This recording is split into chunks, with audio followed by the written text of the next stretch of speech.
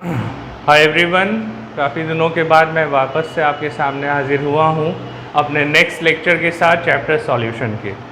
उम्मीद करता हूँ कि इन दिनों में आपने सारा लेक्चर देख लिया होगा। वैसे स्टूडेंट जो नहीं देख पाए होंगे टाइम के कारण वो भी देख लिए होंगे। आज जो हमारा टॉपिक है वो है बहुत इंपॉर्टेंट टॉपिक है जिसका नाम है रॉल्स लॉ। और रॉल्स लॉ एग्ज़ाम में खास करके बिहार बोर्ड या सीबीएसई वाले स्टूडेंट्स उनके लिए तो काफ़ी इंपॉर्टेंट, क्योंकि रॉल्स लॉ से 2 मार्क्स के क्वेश्चन रहते ही हैं। तो आज जो है हम लोग रॉल्स लॉ स्टार्ट करेंगे। 2 तरह का रॉल्स लॉ पढ़ना है, एक लिक्विड इन लिक्विड और दूसरा है लिक्विड इन सॉलिड। ठीक है, 2 तरह का रॉल्स लॉ, एक वोलाटाइल सॉल्यूट के लिए, एक नॉन वोलाटाइल सॉल्यूट के लिए। तो सबसे पहले अभी हम लोग देखने जा रहे हैं फॉर वोलाटाइल सॉल्यूट, है ना।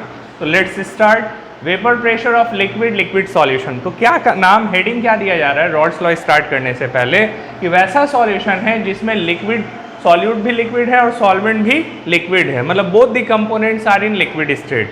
ठीक है, तो उसी को कह रहे हैं। अब यहाँ पे एक जो वर्ड यूज़ हो रहा है उसको हम लोग पहले क्लियर कर लें तो ज़्यादा बेटर होगा।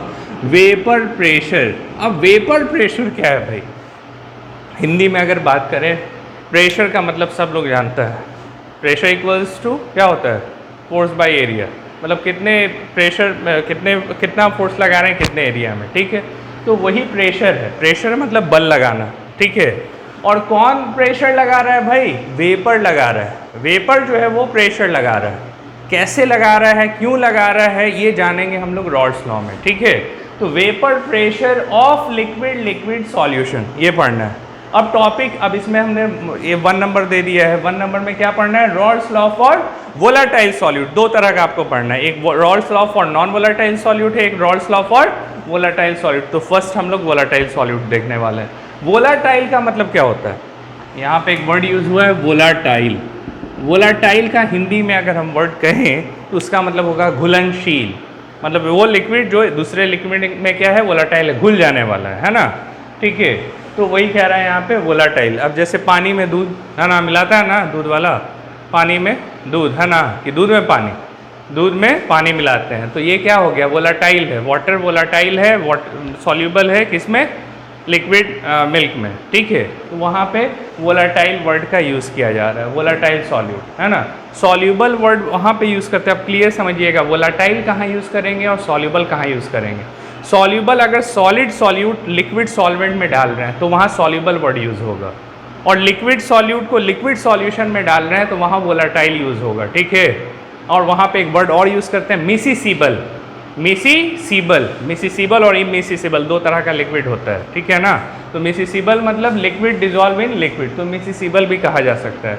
तो यहाँ पे क्या बोल रहा है? कैसा सॉल्यूट है जिसको डिजॉल्व किया जा रहा है? वोलाटाइल है, घुलने वाला सॉल्यूट है। और सॉल्यूट कैसा है, किस स्टेट में है? लिक्विड स्टेट में है। ठीक, चलिए आगे बढ़ते हैं।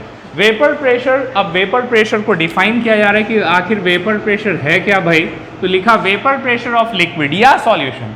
वेपर प्रेशर किसका हो सकता है? इंडिविजुअल लिक्विड का हो सकता है या पूरे सॉल्यूशन का हो सकता है। ठीक है, तो vapour pressure of a liquid और सॉल्यूशन इज द प्रेशर। तो वेपर प्रेशर क्या है? प्रेशर है। ठीक है, कौन एग्जर्ट का मतलब होता है लगाना, एग्जर्ट कर रहा है। प्रेशर है जो कौन एग्जर्ट कर रहा है? तो vapour exerted by the vapour, vapour लगा रहा है। वो वेपर किस फेज में है, किस स्टेट में है? इक्विलिब्रियम। अब इक्विलिब्रियम चैप्टर में आपने 11th में पढ़ा होगा। क्या होता है इक्विलिब्रियम में? इक्विलिब्रियम में 2 अपोजिट प्रोसेसेस काम करते हैं एट ए टाइम। अब जैसे आप बंद डब्बे में पानी खोला है, बंद डब्बे में पानी खोला होगे तो वाटर जो है वेपर में चेंज होगा। ठीक है, लेकिन अगर डब्बा बंद है, क्लोज कंटेनर में आप ये काम कर रहे हैं, तो क्या होता है? जस्ट लाइक प्रेशर कुकर, उसमें क्या देखते हो? जैसे ही ढक्कन हटाते हैं क्या देखते हैं? अरे ढेर सारा वाटर ड्रॉपलेट्स जो है उसके ढक्कन में आया हुआ है। मतलब वाटर जो है वो वेपर में चेंज हुआ। उस प्रोसेस को क्या कहते हैं? The change of water into vapour is called evaporation, है ना। The change of water into vapour by heating is called evaporation. और अगर उल्टा प्रोसेस करें तब क्या कहलाएगा? The change of water vapour again into water is called condensation. ये कैसे होगा? By cooling. अगर ठंडा कर दें वेपर को तो वो वापस से लिक्विड स्टेट में आ जाता है। तो यहाँ पे 2 अपोजिट प्रोसेस काम कर रहा है। रेट ऑफ इवापोरेशन, लिक्विड से गैसियस फेज में चला गया। Rate of condensation, gaseous phase से वापस से लिक्विड स्टेट में आया। ये क्लोज कंटेनर में ये होगा इक्विलिब्रियम जब भी आएगा। ठीक है, तो वही बोल रहा है कि vapour pressure of liquid is the pressure exerted by the vapour. Vapour लगा रहा है कहाँ है वेपर, किस स्टेट में है, इक्विलिब्रियम की स्टेट में, जहाँ दो अपोजिट प्रोसेसेस काम करते रहते हैं with the liquid solution at a particular temperature, liquid या सॉल्यूशन एट पार्टिकुलर टेम्परेचर। तो सिंपली हम लोग क्या कहेंगे, वेपर प्रेशर जो है, प्रेशर है जो लगाया जा रहा है किसके द्वारा, वेपर के द्वारा। कौन वेपर है, जो लिक्विड वेपर में चेंज हुआ उसके द्वारा, ठीक है, उसी को क्या कहा जा रहा है, वेपर प्रेशर। अब ऐसे ही समझो कि अगर कोई कंटेनर है जिसको आप हीट कर रहे हैं, लिक्विड गैसियस स्टेट में चेंज हुआ, तो वो कंटेनर पे क्या एग्जर्ट करेगा, प्रेशर लगाएगा। अगर लिक्विड में था, पहले लिक्विड में था, फिर वो वेपर में चेंज हुआ, वेसल जो है बर्तन क्लोज कंटेनर है, तो वो जाकर के वेपर जाके टकराएगा ना निकलने के लिए बाहर में, तो वही प्रेशर लगा रहा है वेपर जो है, इसी को क्या कहा जा रहा है, वेपर प्रेशर कह रहे हैं। क्लियर है, चलिए आगे देखते हैं। चलो यहाँ तक हो गया, at a particular temperature for solution of liquid in liquid. अब हम लोग आ रहे हैं धीरे धीरे रॉल्स लॉ का स्टार्टिंग करने के लिए। अब जैसे ही ये कंप्लीट होगा फिर रॉल्स लॉ का डेफिनेशन देखेंगे, ठीक है। तो अब थोड़ा सा भूमिका दे रहा है कि लिक्विड इन लिक्विड का स्टार्टिंग हुआ, वेपर प्रेशर, इस पूरे पैरा में हम लोगों ने क्या देख लिया, वेपर प्रेशर का डेफिनेशन देख लिया, ठीक। For solution of liquid in liquid, कैसे सॉल्यूशन की बात कर रहे हैं, लिक्विड कहाँ डाला जा रहा है, लिक्विड में, और सॉल्यूट भी लिक्विड, सॉल्वेंट भी liquid. Both component of solution, दोनों क्या है, कंपोनेंट हैं। कंपोनेंट का मतलब क्या होता है, अवयव, जिसको हिंदी में कहते हैं अवयव। कितना चीज़ से मिलकर के सॉल्यूशन बना है, बाइनरी सॉल्यूशन पढ़े हो ना, पहले पढ़ा है फर्स्ट लेक्चर में, है ना। तो liquid in liquid, both component of solution, solute हो सॉल्वेंट हो, दोनों ही लिक्विड स्टेट में है यहाँ पे। Both component of solution are volatile. Volatile कहने का मतलब सॉल्यूबल, एक वर्ड यहाँ पे यूज हुआ था, ठीक है ना, हम बोल रहे हैं वोलाटाइल, सॉल्यूबल, मिसिसिबल, है ना, तीन तीन वर्ड यूज कर लिया। घुलनशील, वोलाटाइल, मिक्स हो जाने वाले, है ना।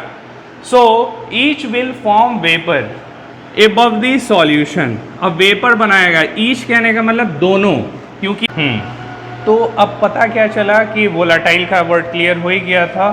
तो each will form vapour, each will form मतलब दोनों ही लिक्विड स्टेट में है ना, सॉल्यूट भी सॉल्वेंट भी, तो दोनों ही वेपर बनाएगा ना, ठीक है। अब जैसे मान ले कि दूध है, दूध भी वेपोराइज हो रहा है, वाटर भी वेपोराइज हो रहा होगा, तो दोनों वेपर फेज में चेंज हो रहा होगा। अब बोलोगे सर दूध कैसे वेपोराइज होगा, तो दूध में जो पानी मिला हुआ है वो, ठीक है, और दूध में भी बहुत सारे कंपोनेंट होते हैं, तो वो भी क्या हो रहे हैं, वेपोराइज हो रहे हैं, तो वही उसकी बात कर रहा है, ठीक है ना, सेंस यही रखना है। अब जैसे अल्कोहल है, अल्कोहल वाटर में डिजॉल्व होता है, ठीक है, सेकेंड एग्जाम्पल ले लेते हैं, अल्कोहल वाटर में डिजॉल्व होता है, तो अगर जब तुम वोलाटाइल है, दोनों एक दूसरे में मिक्स हो जाता है, तो जब तुम हीट करोगे तो दोनों ही ना वेपर फॉर्म करेगा। अल्कोहल भी बॉयल करेंगे तो कुछ बॉइलिंग पॉइंट है उसका, वेपोराइज होगा, वाटर भी वेपोराइज होगा 100 डिग्री सेल्सियस पे। तो यही कह रहा है कि each will form vapour, alcohol भी वेपर बनाएगा, लिक्विड से वेपर में चेंज होगा, और वाटर भी वेपर फेज में चेंज हो जाएगा, ठीक है। तो each will form vapour above the solution, कहाँ फॉर्म करेगा, सॉल्यूशन के ऊपर, क्योंकि गैसियस फेज में तो लिक्विड पोर्शन नीचे और वेपर वाला पोर्शन कहाँ चला जाएगा, ऊपर। तो वही कह रहा है कि for solution of liquid in liquid both component of solution are volatile, so each will form vapor above the solution। clear है ना, समझ गए बात। अब आगे आते हैं, सेकेंड पॉइंट, 3 पॉइंट था, 1 2, अब तीसरा। पहले में वेपर प्रेशर का डेफिनेशन देखा, सेकेंड में देखा कि कैसे वेपर प्रेशर जो है फॉर्म कर रहे हैं अबव द सॉल्यूशन, दोनों लिक्विड के द्वारा, है ना। थर्ड में देखो क्या है, When equilibrium is reached, when equilibrium is reached कहने का मतलब जब दोनों रेट्स इक्वल हो जाएं, rate of evaporation equals to rate of condensation हो जाएगा, तब इक्विलिब्रियम रीच करता है। याद रखना है, जब दो अपोजिट प्रोसेसेस बिकम्स इक्वल, मतलब मान लो 50% वेपोराइज हो गया और 50% लिक्विड बचा हुआ है, या 50% 75% वेपोराइज हो गया, 25% लिक्विड बचा हुआ है, और एक स्टेज आएगा कि दोनों का वैल्यू क्या हो गया, 50-50% हो गया, तो अब कंपेरेबल हो गया। तो वहाँ पे क्या होगा कि रेट ऑफ इवापोरेशन जितना स्केप करके गैसियस फेज में चेंज कर रहा है, उतना ही वापस से लिक्विड फेज में आ जा रहा है, मतलब दोनों का रेट क्या हो गया, इक्वल हो गया। यही इक्विलिब्रियम का पॉइंट होता है। When equilibrium is reach, each component will exert A vapour pressure. Each component कहने का कितना कंपोनेंट ले रहे हैं भाई, टोटल हम लोग के पास कितना कंपोनेंट, 2, तो each component will exert, exert का मतलब बतलाएं हम, लगाना। क्या लगाएगा, वेपर में चेंज हो गया तो क्या लगाएगा, वेपर प्रेशर लगाएगा। कहाँ लगाएगा, उसके वॉल पे, कंटेनर के। Vapour pressure called its partial, देखो वर्ड यूज कर रहा है, पार्शियल वेपर प्रेशर। अब मतलब समझें वेपर प्रेशर और पार्शियल वेपर प्रेशर में क्या डिफरेंस है। तो वेपर प्रेशर तो समझ में आ रहा है कि वेपर जो है प्रेशर लगा रहा है on the wall of the container, कब, जब इक्विलिब्रियम रीच कर चुका होगा, दो अपोजिट रेट्स जो है वो इक्वल हो चुके होंगे, ठीक है। दोनों लिक्विड क्या कर रहा होगा, प्रेशर लगा रहा होगा वॉल पे। अब यहाँ पे वर्ड यूज़ क्या कर दिया, पार्शियल वेपर प्रेशर। पार्शियल का मतलब समझते हो, बोलते हैं कंप्लीटली, पार्शियली, पार्शियली का मतलब थोड़ा बहुत।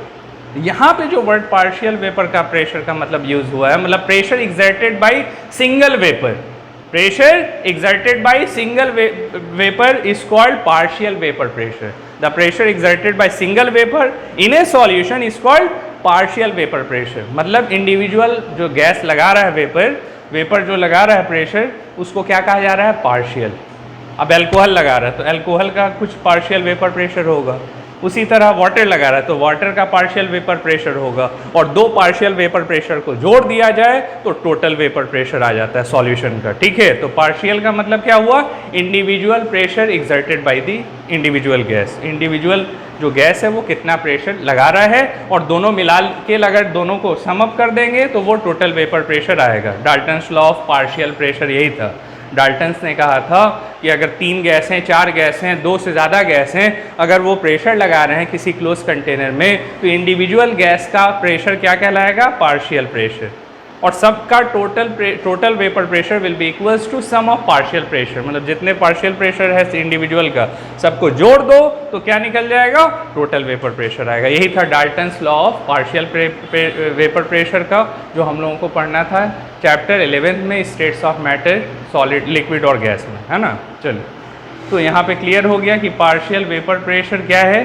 अब क्या कह रहा है कि each component will exert a vapor pressure called its partial vapor pressure whose value depends upon। अब जो वेपर प्रेशर है उसका वैल्यू किस बात पे डिपेंड करेगा, तो 2 फैक्टर है जिस पे डिपेंड करने वाला है। पहला है मोल फ्रैक्शन। अब मोल फ्रैक्शन जानते हैं आप लोग, पढ़ा हुआ है, देखना टॉपिक किसी लेक्चर में हमने मोल फ्रैक्शन का हेडिंग डाला है, नहीं याद है देख लीजिएगा वापस से। मोल फ्रैक्शन को एक्स से दिखाते थे, सॉल्यूट रहता था या सॉल्वेंट जिसका भी निकालना था उसका नंबर ऑफ मोल्स कहाँ लेते थे, ऊपर में, divide by number of moles of solute plus number of moles of solvent. इस तरह से हम लोग मोल फ्रैक्शन निकालते थे, ठीक है। वही चीज़ है मोल फ्रैक्शन ऑफ कंपोनेंट। अब कंपोनेंट 2 है तुम्हारा, लिक्विड 2 तरह का लिक्विड है, तो कोई भी एक हो सकता है ना। तो जिसका निकालना है उसका mole fraction, number of moles उसका ऊपर ले लेंगे, divide by total number of moles कर देंगे। तो इस तरह से क्या कह रहा है कि वेपर प्रेशर जो है वो किस पे डिपेंड करता है, तो mole fraction of component in solution. कितना मोल फ्रैक्शन है कंपोनेंट का। सेकेंड वैल्यू क्या है, वेपर प्रेशर ऑफ कंपोनेंट। पहला हो गया मोल फ्रैक्शन ऑफ कंपोनेंट, किस पे डिपेंड कर रहा है, मोल फ्रैक्शन पे।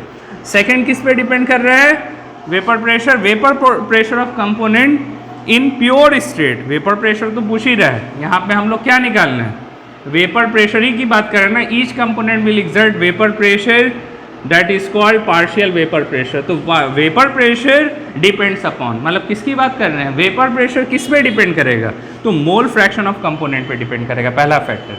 क्लियर है, मोल फ्रैक्शन का फॉर्मूला जानते हैं हम लोग। सेकेंड क्या है, वेपर प्रेशर किसका, कंपोनेंट का, किस स्टेट में, प्योर स्टेट में। प्योर स्टेट कहने का मतलब है कि वाटर को अकेले सिंगली बॉयल कर रहे हैं तो वो गैस 100 डिग्री सेल्सियस पे क्या होगा, वेपर में चेंज हो जाएगा। वाटर और अल्कोहल को मिला देंगे, ठीक है, मिक्स करने से हो सकता है कि थोड़ा बहुत जो उसका इवापोरेशन जो 100 डिग्री सेल्सियस पे हो रहा था, हो सकता है 100.05 हो जाए, मतलब थोड़ा बहुत बढ़ गया, ठीक है ना। तो वही जो थोड़ा बहुत बढ़ा तो वो कहाँ बढ़ रहा है, अकेले जब वाटर को हीट करते तो 100 डिग्री सेल्सियस पे बॉयल हो रहा था, लेकिन जैसे ही अल्कोहल मिला दिया तो 100 पॉइंट समथिंग आने लगा, तो वो हो गया इन सॉल्यूशन।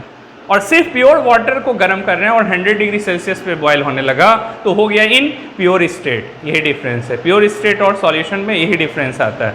प्योर स्टेट कहने का मतलब सिर्फ अकेले उसको हीट किया जा रहा है तो ये वैल्यू आएगा जो एक्चुअल में आना चाहिए। लेकिन जब सॉल्यूशन में डाल देते हैं सॉल्यूट और सॉल्वेंट, तो वैसे केस में हो सकता है उसका बॉइलिंग पॉइंट बढ़ जाए या कुछ पॉइंट घट जाए, तो वो हो गया इन सॉल्यूशन। तो यहाँ पे हम लोगों को कौन सा वेपर प्रेशर लेना है, इन प्योर स्टेट कंपोनेंट का, वाटर है, अल्कोहल, उसका प्योर स्टेट में क्या वेपर प्रेशर है, उस पर डिपेंड करेगा vapour pressure of solution. Vapour pressure of solution depends upon vapour pressure of component in pure state. Is it clear, समझ गए होगे 2 पॉइंट जो है।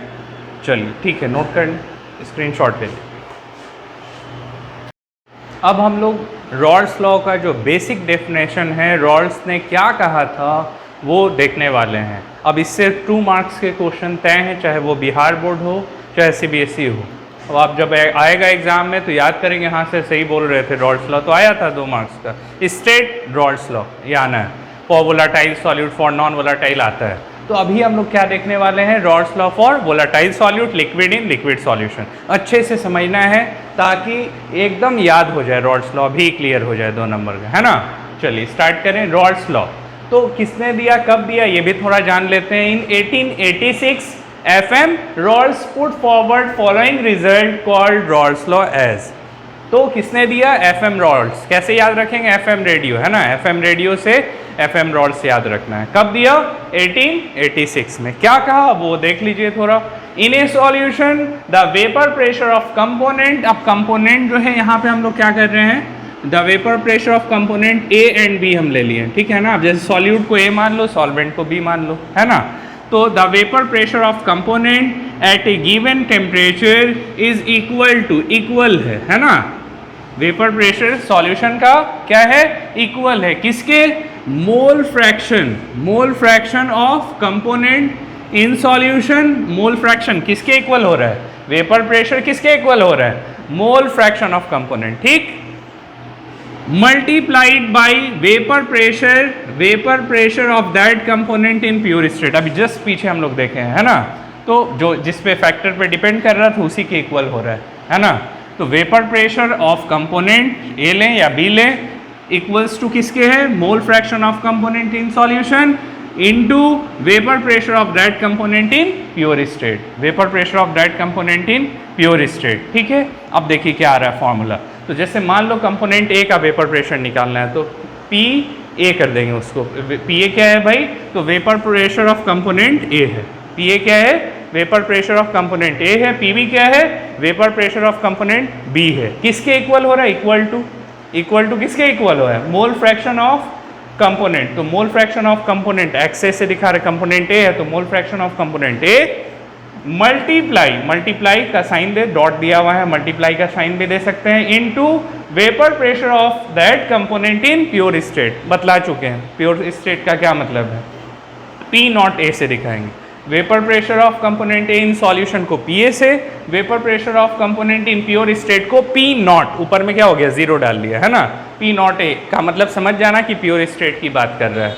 सेम वे B के लिए vapour pressure of component B is equals to mole fraction of component B into mole fraction, ये vapour pressure of component B in pure state. अब ये सारी चीज़ हमने क्लियरली लिख दिया है नीचे में कि where PA and PB are vapour pressure of component A and B, XA and XB are mole fraction of component A and B, P0A and P0B are vapour pressure of component A and B in pure state. तो इस तरह से हम लोगों ने clearly समझ लिया कि रॉल्स लॉ का डेफिनेशन क्या है। याद हो गया होगा, उम्मीद है हमको, है ना, याद हो गया भाई।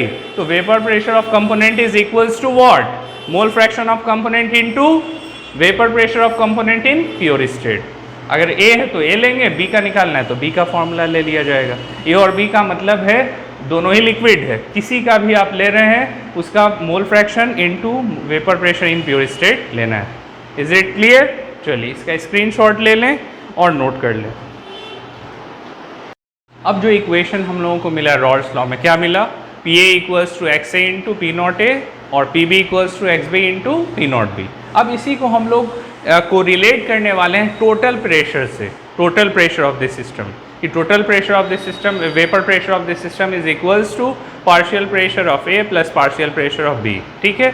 अब यहाँ पे कंसेप्ट आएगा जो हम स्टार्टिंग में कहते हैं Dalton's law of partial pressure का। तो डाल्टन्स ने क्या कहा था कि total pressure of this system is equals to sum of the partial pressure of A, B, C जो भी गैस है, ठीक है ना।